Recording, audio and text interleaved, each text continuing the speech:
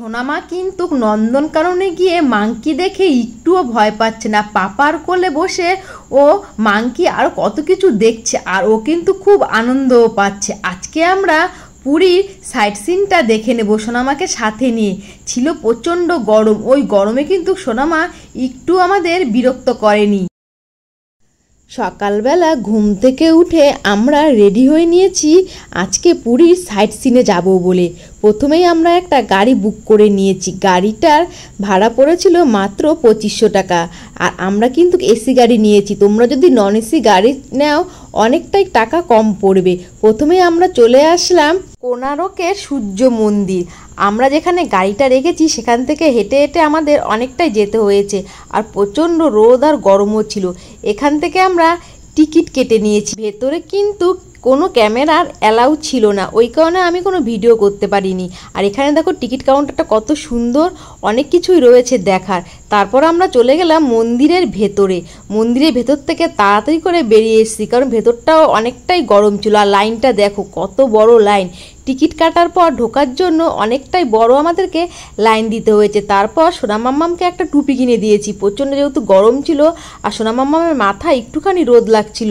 এই টুপিটা সোনামাম্মামকে ভাই কিনে দিয়েছে। তারপর আমরা ওখান থেকে গাড়ি ধরে বেরিয়ে গেছি লিঙ্গরাজ টেম্পেলে। অনেকটাই দূর ছিল। আমরা মন্দিরে পৌঁছে দর্শনটা করে নিয়েছি, কিন্তু ওখানেও ক্যামেরার কোনো অ্যালাউ ছিল না। বাইরে থেকে তোমাদেরকে দেখিয়েছি। খুব সুন্দর পরিবেশ, চারোদিকে দেখো কত সুন্দর লাগছে। আর সবাই কিন্তু পুজো দিচ্ছিল। পুজোর জন্য এখানে কিন্তু ডালিও পাওয়া যাচ্ছিল। আমরা তাড়াতাড়ি করে মামামকে নিয়ে ওখান থেকে বেরিয়ে পড়লাম। আর এই জায়গাটা কিন্তু অনেকটাই পুরনো, আর এখানে কিন্তু অনেক পুরনো পুরনো জিনিস রয়েছে।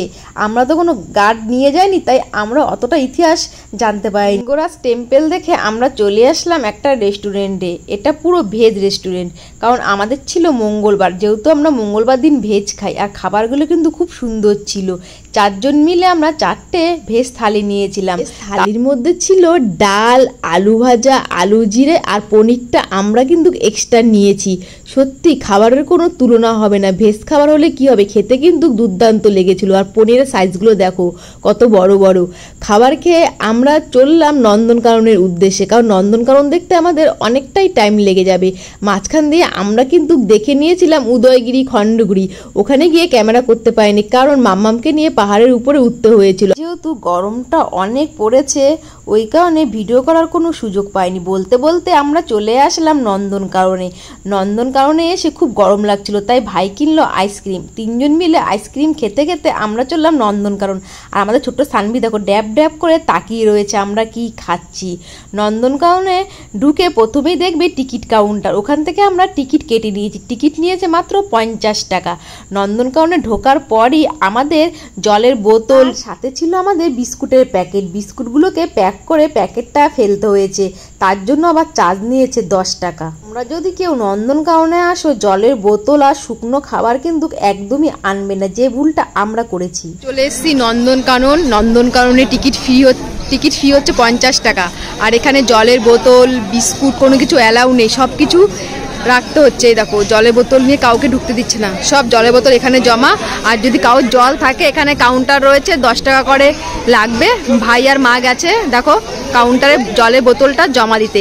আর সামনে একটা কাউন্টার রয়েছে, আমাদের কাছে বিস্কুটের প্যাকেট, কেকের প্যাকেট ছিল, ওগুলোকে রেখে প্যাক করে দিয়েছে, তা তো 10 টাকা নিয়েছে। এখানে কিন্তু সব কিছুতেই টাকা লাগে। দেখো সব দলে দলে লোক ঢুকছে নন্দনকাননে।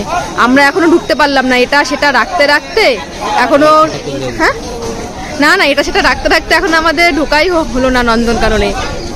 হ্যাঁ বোতল দিয়েছে যাতে ওদের আমরা খেয়ে না ফেলাই, আবার বোতল ফেরত দেবো, খালি টাকা দেবো 50 টাকা নিল। 50 টাকা? হ্যাঁ 50 টাকা নিল। 50 টাকা।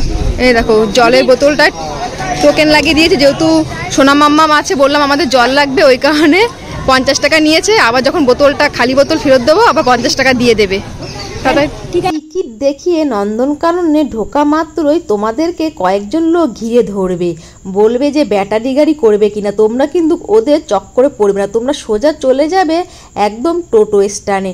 ওখানে কিন্তু মাথাপিছু 80 টাকা করে নিচ্ছে টোটো। তোমরা যদি পার্সোনাল করতে চাও তোমাদের কাছ থেকে প্রায় 600-700 টাকা নিয়ে নেবে। আমরা ওই খপ্পরে না পড়ে সোজাসুজি চলে গেলাম টোটো স্ট্যান্ডে। এখানে আমরা 80 টাকা করে টিকিট কাটলাম। আর যেহেতু নন্দনকাননটা অনেক বড়, ঘুরতে টাইম লাগবে, হেঁটে তো ঘোরা সম্ভব না, ওই কারণে আমরা টোটো নিয়েছি। আর টোটোগুলো দেখো এখানে কিন্তু সব লাইন দিয়ে দাঁড়িয়েছিল, তোমাদেরকে ছেড়ে দেবে একটা জায়গায়। তোমরা আমরা প্রথমে চলে এসেছিলাম বনমানুষ দেখতে। আর দেখো আমাদের মাম্মাম কোথায়, ওই যে মাম্মামও খুশি হচ্ছে। মাম্মাম কি করে ডাকছে বলে দাও, করে ডাকছে বনমানুষ। ও খুঁজছে কোথায় ডাকছে, অনেকটা দূরও দেখতে পাচ্ছে না। দেখো বনমানুষ দেখার পর টোটো আমাদেরকে নিয়ে আসলো অনেক রকমের সাপ দেখাতে। আর তোমরা কিন্তু এখান থেকেও জঙ্গল সাফারি করতে পারো। জঙ্গল সাফারি করার জন্য কিন্তু আলাদা টাকা লাগে। আমরা কিন্তু জঙ্গল সাফারিটা করিনি, কারণ আমাদের হাতে খুবই কম টাইম। আর সোনাম মাম্মাম দেখো মাংকি দেখে একটুও কিন্তু ভয় পাচ্ছে না, চুপচাপ করে দেখছিল। তারপর আমরা চলে আসলাম বাঘের কাছে। এখানে যে কত রকমের বাঘ দেখেছি, আর বাঘগুলো সাইজেও কিন্তু অনেক বড়। আমাদের কলকাতা চিড়িয়াখানা থেকে এই নন্দনকাননের বাঘগুলো দেখো কত বড় বড়, আর কি সুন্দর দেখো, দুটো বাঘ মিলে খেলা করছিল। আরও কিন্তু আমরা অনেক কিছুই দেখেছি, সব কিছু আমি ক্যামেরা বন্দি করতে পারিনি। লাস্টে দেখো ভাইয়ের কাছে কিছু বিস্কুট ছিল, ওই বিস্কুটগুলোকে এই মাংকিদের খেতে দিচ্ছে।